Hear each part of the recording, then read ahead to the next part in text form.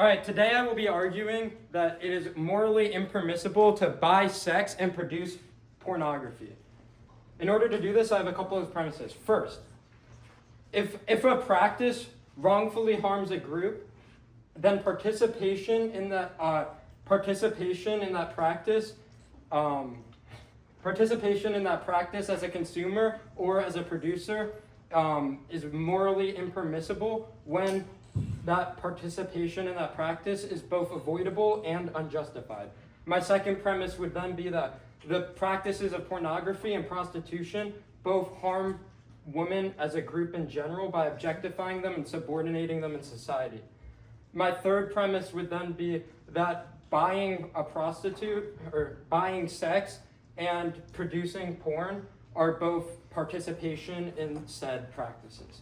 My fourth would then be that buying sex and producing porn are both avoidable and unjustifiable.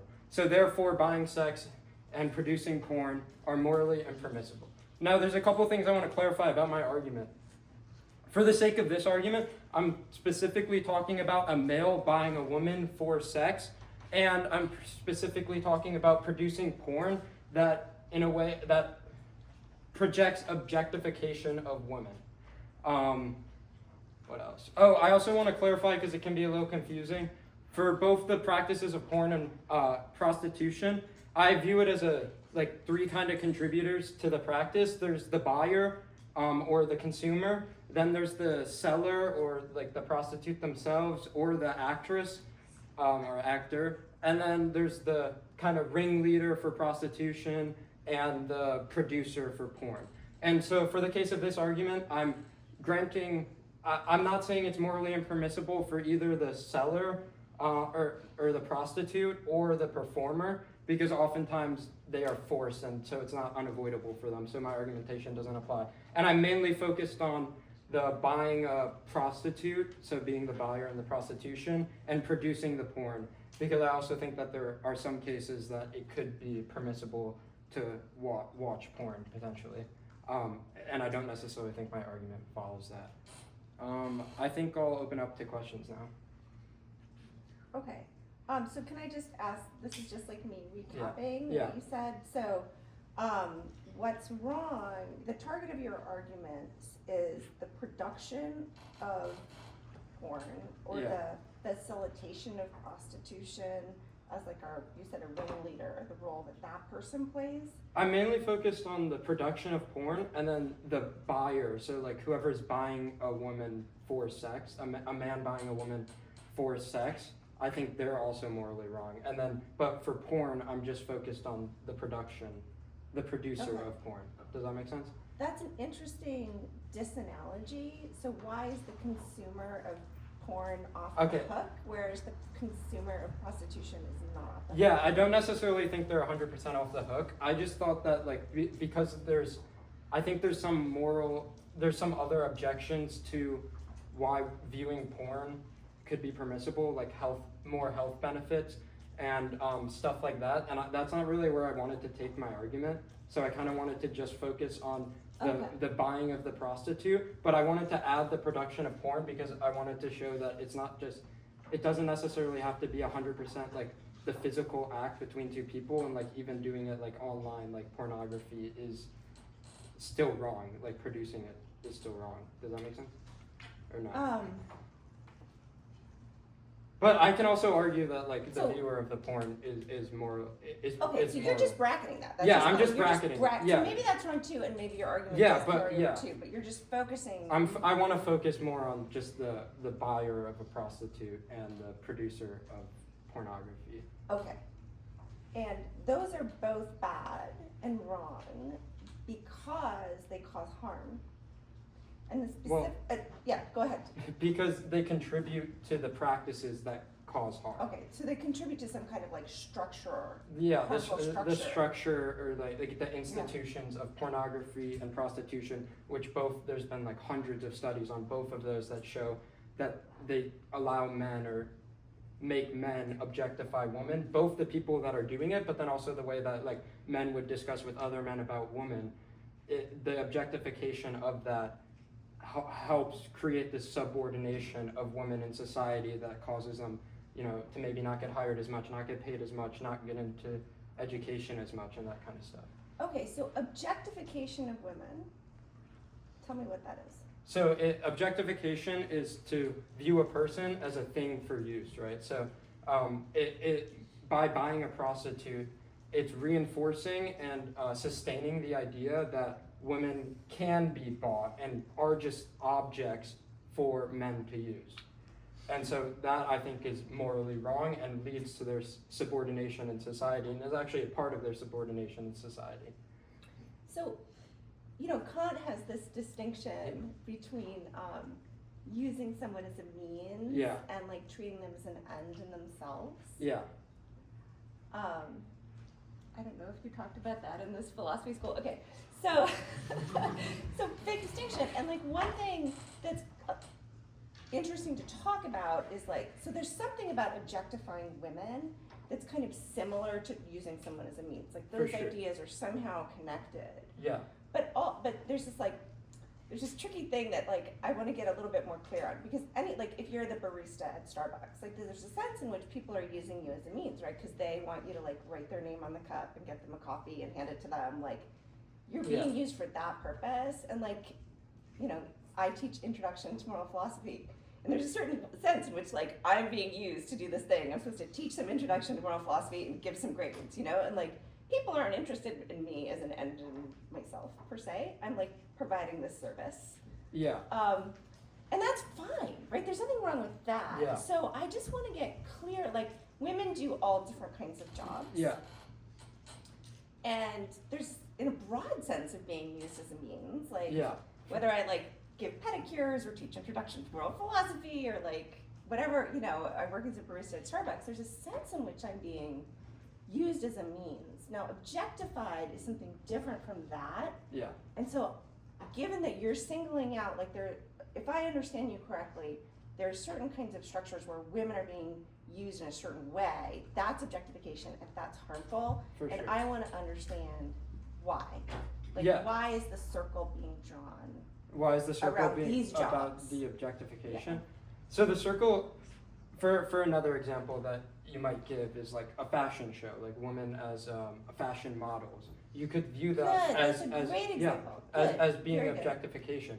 My distinction between that kind of thing and prostitution is the directness of participating in it, right? So like you may go to a fashion show for other things than just the objectification of women, but with prostitution, the very act of buying a prostitute is that objectification, or for a producer, the very act of telling a woman to, or forcing a woman to perform sex is the objectification of that itself. Whereas a fashion show, there are other, I don't know exactly what you get out of a fashion show, to be honest, but like entertainment value or like whatever.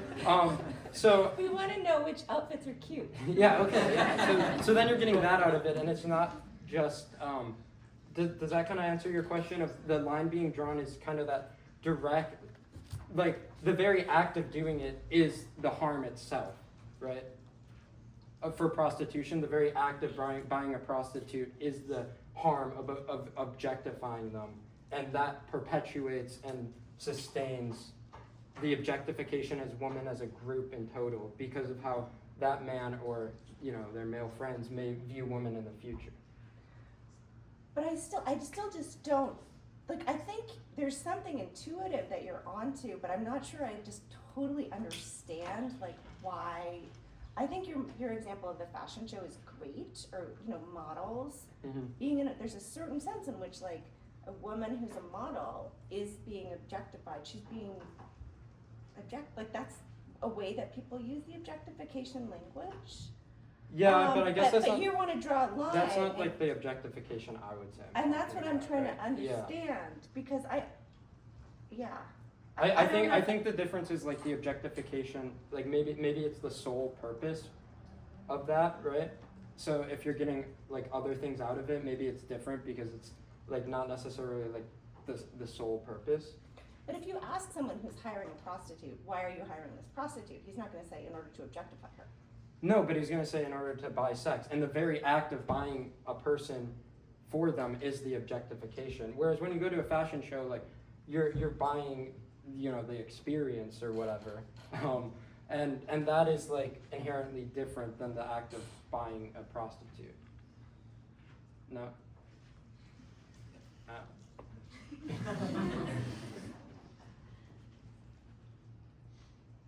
So it's something about the body.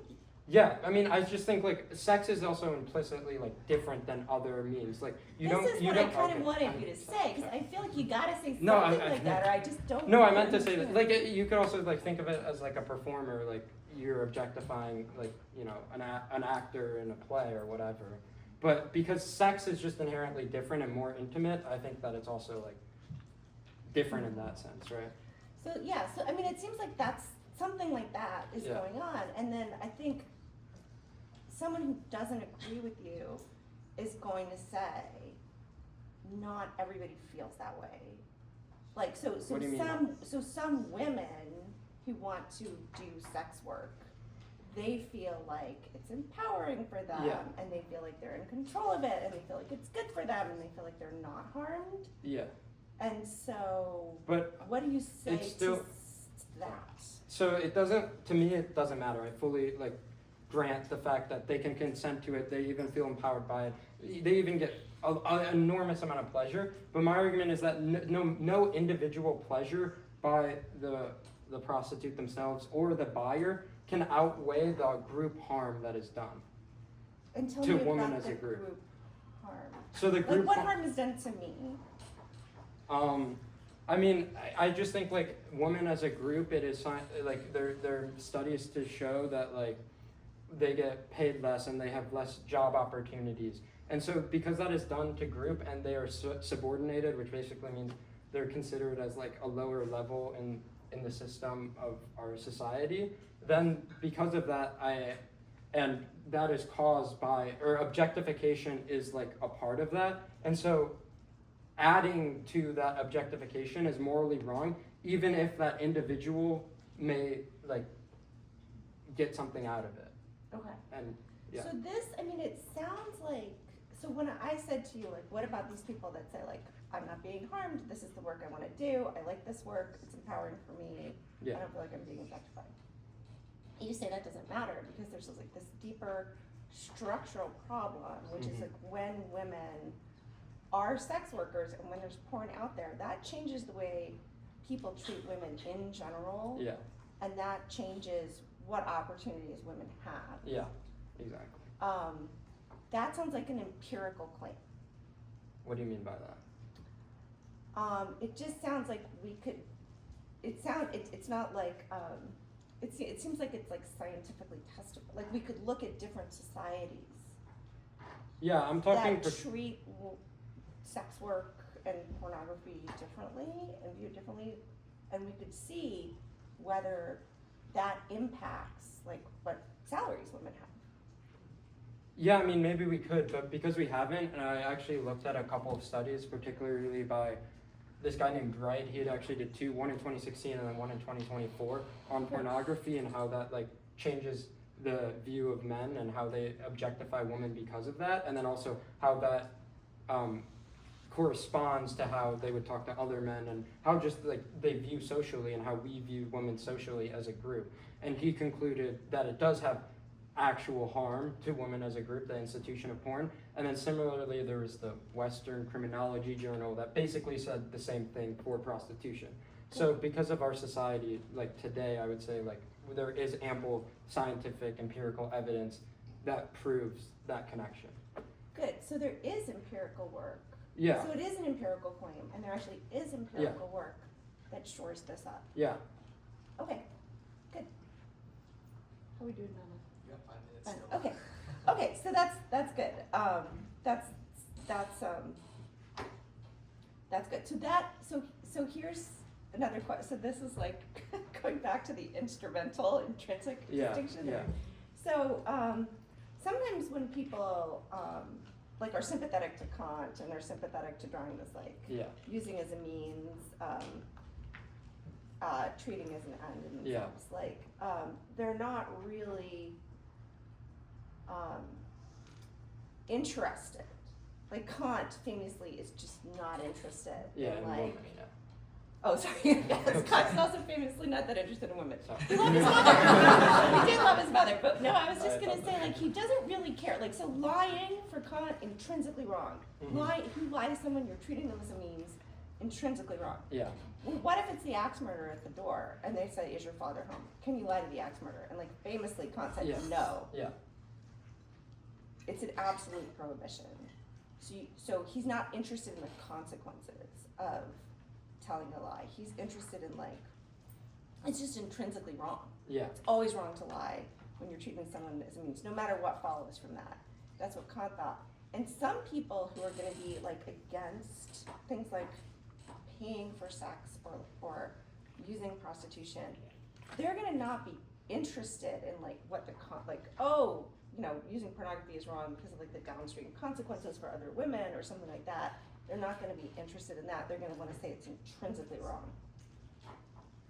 Yeah, I mean, what is your I don't okay. need to say that it's intrinsically wrong. Okay. I think that view can strengthen my arguments in certain areas, but I don't need to necessarily say that it is intrinsically wrong. Oh, also one thing I wanted to clarify by my argument, my fourth premise was that it is avoidable and unjustifiable buying sex and producing that. I mean that in like, I guess the real world sense. So like, I do think like there could be,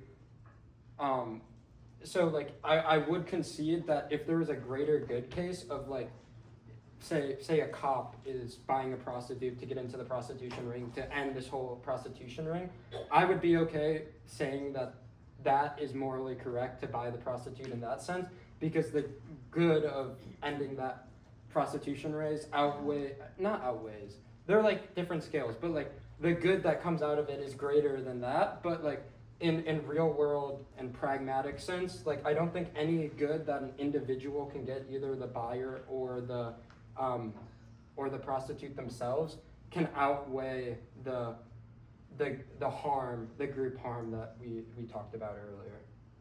So let me just see if I understand what Yeah. you just said. So like one way that you would part ways from someone like Kant is when it comes to this undercover officer. Yeah. The undercover officer, Kant's going to say no sex with a prostitute, absolutely not. Yeah. And you're going to say like if that helps to prevent further harms to women, there's actually nothing wrong with that. Yeah. Okay, so that's really a useful clarification. So you've got this kind of instrumental empirical argument against these things that a lot of people would want to target as like intrinsically moral and wrong. And so maybe that's a strength of your argument, that you're not like bringing in personal values. You're just saying like everybody agrees that like we don't want women to be harmed and like have lower salaries. We want to have a more equal society, and like that's what your argument is turning on. Yeah. So then the other thing would just be like, if it turned out that these guys who did these empirical studies were wrong. Yeah. They had bad data.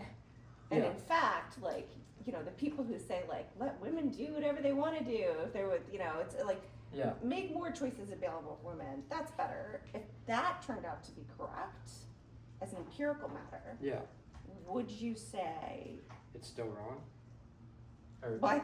You would say it's not. I would say it's not say wrong. Yeah, okay. I'm strict. Like you have to have that, because then my harm that my whole argument applies on is gone. But the harm is true, and it's empirically true. But like if we imagine a society down the line that men are objectified by women, then this argument no longer applies either. But you can make the same argument for men and maybe male porn or whatever. Maybe that was confusing, but I would concede that, but because it is like empirically, I guess, correct, I would say that my argument in a pragmatic way is, I guess, right now. Okay. Right. Sorry I keep talking about Kant. I don't know why that's happening. Kant, if you ask Kant, Kant was against cruelty to animals. So, famously, Descartes thinks animals are automata. It's fine. Descartes thought they didn't even feel pain. You could do whatever you want. Yeah. But Kant was like, no. He didn't think that animals were part of the kingdom of ends. Yeah. So intrinsically, there was nothing wrong with hurting animals, but instrumentally, he thought we shouldn't hurt animals because the man who kicks his dog or whatever will become hardened and rougher with other people, and people Okay. do matter. So it's like this kind of instrumental argument. What would you say to someone who said to you, like, your argument is just wrong-headed, because it's kind of like that instrumental argument that Kant gave about animals, and in fact, like, women, like, deserve to be treated with a certain kind of respect, and like pornography and prostitution violates that. In the same way that, like, kicking Well, a dog. I would say they would like my argument, no, because if in that case they're so you're saying someone else who says that, like, also pornography and prostitution are wrong, but it's because intrinsically. Yeah. I would ask them, like, what's the problem with also proving that it's Okay. not that it's wrong? Good. What's the other one? Good. So yeah. So Yeah. you're just like not. You'd be like, great. Yeah, I'd be like, great. Like, I probably We're on the I same- agree with you, okay. but that's not really what That's not what I'm you're arguing today. Okay. Right? All right. That's time. Thank you.